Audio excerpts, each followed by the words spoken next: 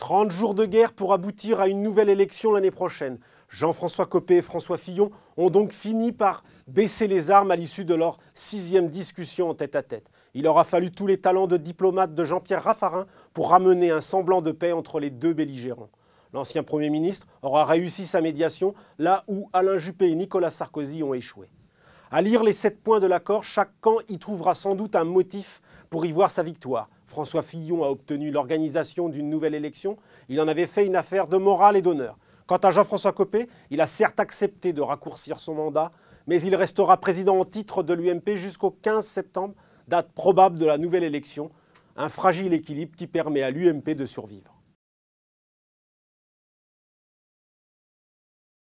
Et maintenant, que va-t-il faire? En obtenant l'organisation d'une nouvelle élection, Fillon atténue la défaite qu'il a subie le 18 novembre. Certes, il restera le poids des irrégularités, les dizaines de milliers de procurations suspectes et la rocambolesque affaire des 3 départements d'outre-mer non comptabilisés dans le résultat proclamé par la commission des contrôles.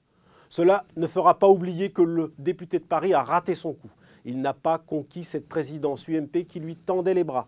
La faute à pas mal de naïveté, à une inorganisation du camp Fillon et plus globalement à cette tendance filloniste à trop sous-estimer l'adversaire. L'heure de la réflexion a sonné pour l'ancien Premier ministre. S'il a sauvé miraculeusement les meubles en démontrant au passage d'inattendue qualité de guerrier, il doit rebondir. Pour l'instant, Fillon a promis d'attendre juin 2013 pour briguer ou pas la présidence de l'UMP. L'envie de revanche le tenaille. Il peut aussi attendre la primaire en 2016 pour désigner le futur candidat à la présidentielle. Une élection sur le papier plus favorable car ouverte à tous les sympathisants de droite. Le match contre Copé serait donc plus facile. Mais la concurrence sera rude. D'autres candidats seront en lice. Les cadres Xavier Bertrand et François Baroin, le centriste Jean-Louis Borloo et pourquoi pas Nicolas Sarkozy. Fillon peut enfin choisir de rebondir en se lançant à l'assaut de Paris en 2014. Une victoire au municipal le relancerait complètement à 3 ans de la présidentielle. Il n'a pas attendu longtemps pour remonter en selle. Copé a déjà, dit-il, tourné la page de la rancœur. Le député maire de Meaux en veut pourtant aux parlementaires qui l'ont lâché, à la presse qui ne l'a pas ménagé, à lui-même enfin, car Jean-François Copé a attendu d'être acculé pour accepter une nouvelle élection. Dès la première semaine, il aurait pu se montrer grand seigneur, comme le lui suggérait Nicolas Sarkozy.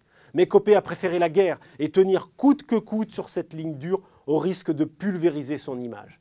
Désormais, il va lui falloir reconstruire. À 48 ans, Copé va pouvoir tirer les leçons de cette séquence inouïe pour la droite française. Il a devant lui une année pour rebondir et démontrer ses talents d'opposant au pouvoir socialiste. Il a aussi une année pour méditer sur son avenir et ses rêves élyséens.